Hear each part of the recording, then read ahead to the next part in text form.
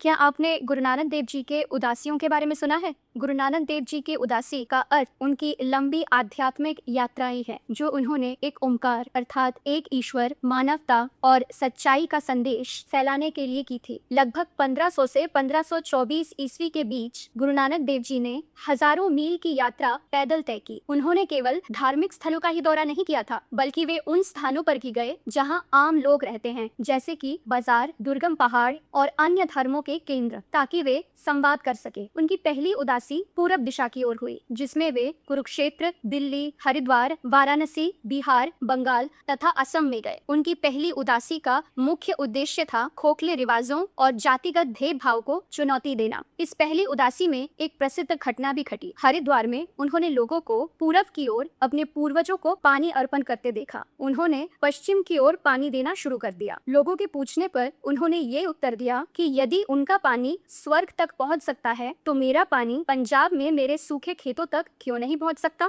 उनकी दूसरी उदासी दक्षिण की ओर हुई और इस उदासी में वे राजस्थान, मध्य भारत, आंध्र प्रदेश, तमिलनाडु और श्रीलंका गए। उनकी दूसरी उदासी का मुख्य उद्देश्य था दक्कन के पठार अर्थात डेक्कन प्लेटो रीजन में समानता का संदेश फैलाना। इस उदासी में एक बहुत ही महत्वपूर्ण घटना घटी, जब उनकी मुलाकात श्रीलंका में राजा शिवनाथ से हुई। कहा जाता है कि राजा उनके उपदेशों से इतने प्रभावित हुए कि उन्होंने वहां पर गुरु नानक देव जी के सम्मान में एक धर्मशाला की स्थापना की। गुरु नानक देव जी की तीसरी उदासी उत्तर दिशा की ओर हुई, जब वे कश्मीर, सुमेर पर्वत अर्थात हिमालय, नेपाल तथा तिब्बत में गए। इस उदासी का मुख्य उद्देश्य था विद्वानों, सिद्ध योगियों और बौद्ध भिक्षुओं से संवाद करना। इस यात्रा में उन्होंने सिद्ध योगियों और बौद्ध भिक्षुओं से चर्चा की। उन्होंने सिखाया कि सच्ची मुक्ति गुफाओं में छिपने से नहीं, बल्कि समाज के बीच रह के सच्चाई से जीने में है। उनकी चौथी उदासी पश्चिम दिशा की ओर हुई, जब वे मुल्तान, कराची, मक्का, मदीना तथा बगदाद में गए। उनकी चौथी उदासी का मुख्य उद्देश्य था इस्लामी जगत के केंद्रों की यात्रा। मक्का में जब एक मौलाना ने उन्हें काबा की ओर पैर करके सोने के लिए टोका, तो गुरु नानक देव जी ने शांति से कहा कि उनके पैर उस दिशा में कर दिए जाएं जिस दिशा में ईश्वर न हो। गुरु नानक देव जी की उदासियां कहाँ कहाँ पर हुई ये तो हम जान गए, पर क्या आपने कभी ये सोचा है कि उदासियों को उदासी भला क्यों कहा जाता था? उदासी शब्द संस्कृत के उदासीन शब्द से आया है, जिसका अर्थ है वैराग्य, विरक्ति या अलगाव।